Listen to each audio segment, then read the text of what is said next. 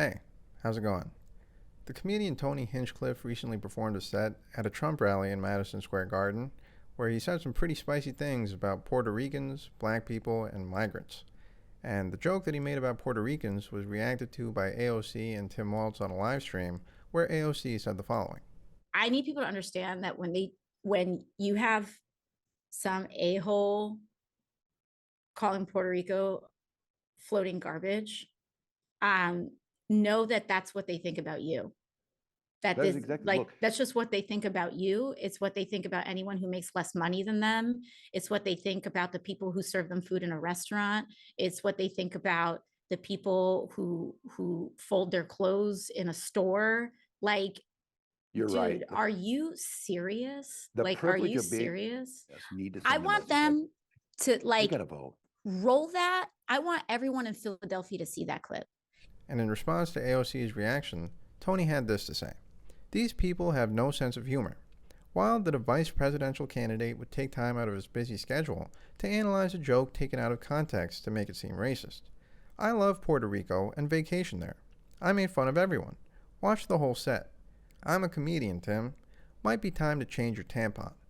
So this is obviously a very funny, witty, and clever response from professional comedian Tony Hinchcliffe, and what I want to do now is just analyze each line of this response and take a look at the joke that Tony made in context to see if what he's saying here checks out. So in the first line, Tony says, "These people have no sense of humor." These people that he's referring to are presumably the Democratic Party and people like AOC and Tim Walz, and he's alleging that they have no sense of humor because they thought that it was appropriate to condemn him for the joke that he made. It remains to be seen whether or not he deserved that condemnation, but for the moment, I think it's safe to say that Tony feels that any honest person with a good sense of humor would laugh at Tony's joke. Given that I am an honest person with a good sense of humor, I like when Dave Chappelle makes fun of trans people, and I like saying slurs. I like saying nigga and faggot and all the edgy words that people like Tony like to listen to and say as well. So I think I'm the perfect test subject for whether or not the joke was funny. So okay, it's established that these people have no sense of humor. That's a claim that Tony's making. I can't wait to test it. All right? Next line. Wild that a vice presidential candidate would take time out of his busy schedule to analyze a joke taken out of context to make it seem racist. So there's two claims that he's making here. The first one is implicit. He's sarcastically remarking on Tim Walz's busy schedule by putting air quotes around it. And the second claim that he's making explicitly is that the joke was taken out of context to make it seem racist, which means that there is an exculpatory context which, once presented to the audience, will make it clear that the joke was not racist at all and it was totally fine. It was good-natured fun and perfectly benign. In the third sentence, he says, "I love Puerto Rico and vacation there." Presumably, he's saying this because he thinks that mentioning that he likes Puerto Rico will make the joke that he made seem less racist. Because I don't understand what other conceivable reason he would have for mentioning that he likes Puerto Rico and that he vacations there. Then he says, "I made fun of everyone, watched the whole set." Okay. Again, he's claiming that watching the whole set and seeing the joke in context will totally exonerate him from any charge of racism, which I really hope is true. As a fan of comedy and as a fan of free speech, I would really hate to see someone use those ideas as a sort of human shield from legitimate criticism. Because then the next time a comedian makes an edgy joke that's taken out of context and makes it seem like he's racist, and then he tries to claim that defense, people are going to take him less seriously because Tony will have set a precedent of dishonestly invoking that same defense. Which, again, I'm not taking a definitive stance yet as to whether or not that's what Tony's actually doing, but it's possible, right? We're going to test it when we actually look at his joke in context. And then in the last sentence, he says, "I'm a comedian, Tim. Might be time to change your tampon." So what he's doing here is quite interesting. He seems to be taking the position that comedians can say anything with impunity and that nobody should ever be able to criticize them because they're comedians, which is a farcically stupid position to take and doesn't bode well for what I imagine Tony's performance is going to end up looking like. So he says that, and then he says, "Might be time to change your tampon." So here he's taking a dig at Tim Walz's masculinity, and he's equating being a biological woman, having to use a tampon with emotional fragility and frailty and just a poor sense of humor. A brittle spirit, as Dave Chappelle would say, where you can't take a joke, you're just a pussy, you're just a pussy-ass bitch, you're just no fun at the party, and that's the kind of personality that you have. Now, personally, As a fan of comedy, I gotta say this is a pretty weak joke. I feel like I could make a very similar joke with very little effort, right? You're just taking a feature of femininity and using that to be like, basically what it is you're saying cooties. You're just saying cooties with extra words. Like if I was in Tony's position and I were to say, come on, Tim, stop being such a little whore. Yeah, it seems like you got your bra wrapped a little too tight or something like that. It's basically the same joke, which essentially just boils down to, haha, you're a girl, you got cooties, you can't take a joke. And I feel like, just as a fan of comedy, we can make better jokes here. This material is not too hot. But let's see what he had to say about them Puerto Ricans. Madison Square Garden, how we feeling, huh? Okay, so just to read out the context, this is October 27, 2024. Comedian Tony Hinchcliffe speaks at the Trump Fans 2024 campaign event in NYC's MSG. So just to set the scene here, this is not at some private comedy club. This is not, where everybody's smoking and drinking and getting high and it's just a loose social atmosphere. This is at a presidential campaign rally where a man who is likely to be the future president of the United States is attempting to broadcast his values to the American people and bringing out his supporters to make the case for why he should be elected to the office of the presidency. And that is some crucial context that I think people should take note of when seeing what Tony has to say. Wow, isn't this special? 17 years ago, I was sleeping in my car behind the Comedy Store in LA, and I'm proud to say this is my 4th time performing at Madison Square Garden, the most famous arena in the damn world. The American dream alive and well right here. That's pretty cool. Congrats to Tony. He's sharing his rags to riches story and his pride in the American dream, which is something I can appreciate. This is very different than where I'm used to performing, though. I'm used to nighttime with people drinking, not so many babies in the crowd, and people that are obviously only here for Lee Greenwood tonight. Okay, here he's displaying some situational awareness. He's saying this is not his usual crowd. He normally performs at night in a looser social atmosphere, and he's just saying that up front to perhaps foreshadow the fact that things are going to get a little spicy.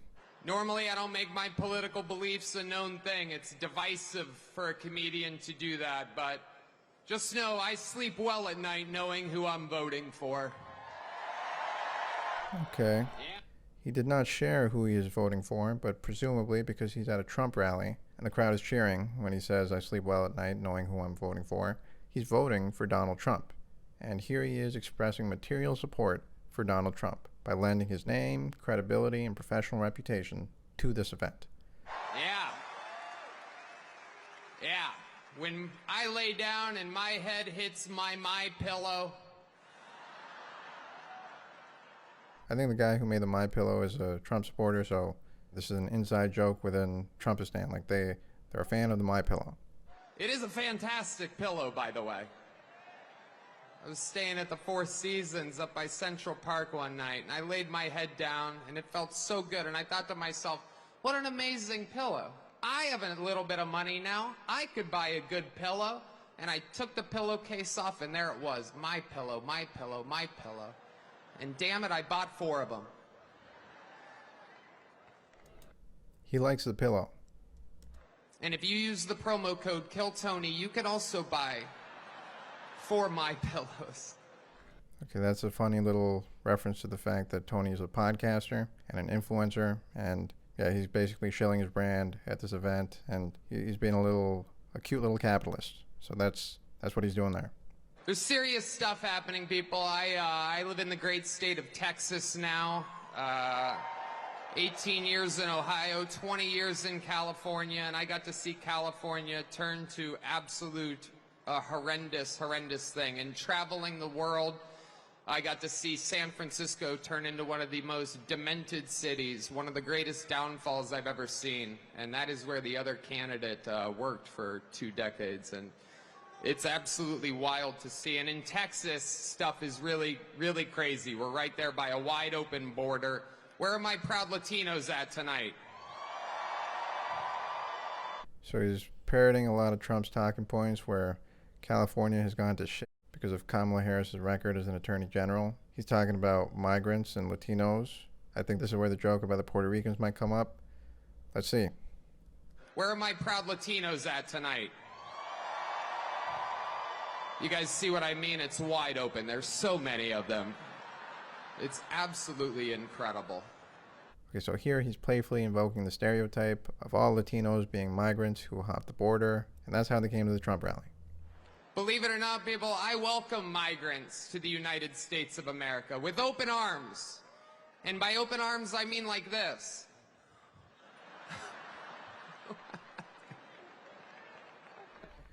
Okay, so he's laughing in a way that suggests that what he's saying is a joke, but given that one of the key policy proposals of the Trump fans campaign is mass deportation now, and a key grievance of Trump's base is their issue with immigration, I think it's safe to say that this is not just a joke. This is a political endorsement of an anti-immigration stance. And sure, he's laughing and smiling as he's delivering it, but it's still a sincerely held view of his that migrants should be kept out of the country. It's wild. And these Latinos, they love making babies too. Just know that. They do. They do. Okay. Latinos love f***ing. Let's see where he goes from here. There's no pulling out.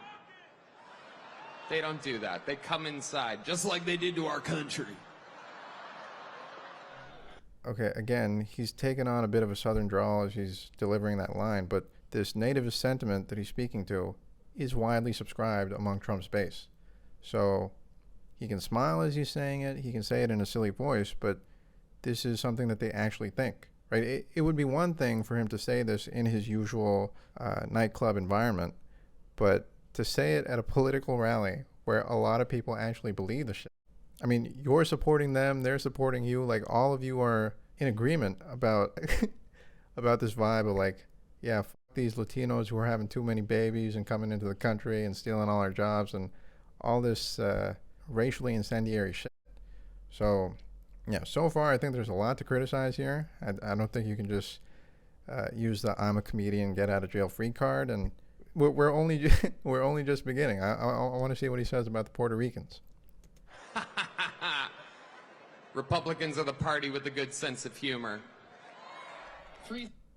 Okay, he says good sense of humor as if he made an intelligent joke that it takes a well-rounded personality to understand and appreciate, but all he did was just say, the country belongs to us, immigrants should stay out, and they fuck a lot. They make a lot of babies, which is, again, it's weird to say when you have a president who talks about bad genes and has an obsession with this race science. And that's the president that you're endorsing with your presence at this rally. So again, this is not, like, I'm all for observing the context, but the context here doesn't make it any fucking better. Like, this is all, this is like all the way around. Continuing. Free speech is under attack, people. I host a show, and each week I get updates what words we're allowed to use and not use anymore. It's happening right now the past few years. It's a real thing. And, you know, used to be able to tell people to Google stuff. My mom's a boomer in the state of Ohio, and there's no convincing her of anything. She's eating the cats. She's eating the dogs. They're eating the pets up there. It is absolutely wild times. Okay, so this is a callback to Trump's moment during the first presidential debate where he spread the lie that people are eating cats and dogs in Springfield, Ohio. And once again, you can say it in a joking tone, but your audience, when they're laughing, it's not at all clear that they're taking it as a joke. And it's not clear that you mean it as a joke, given that you support this presidential candidate. And you're at a rally where you're expressing your support for this presidential candidate. Like, as an outside observer, when I'm looking at this shit, it just seems like a bunch of retards in a stadium tacitly agreeing with each other, like, yeah, they're really eating the dogs and the cats in Springfield, Ohio, which is obviously f***ing stupid and wrong and should be condemned. Like, no one's eating the cats and the dogs. It really, really is. And, you know, there's a lot going on. Like, I don't know if you guys know this, but there's literally a floating island of garbage in the middle of the ocean right now. Yeah.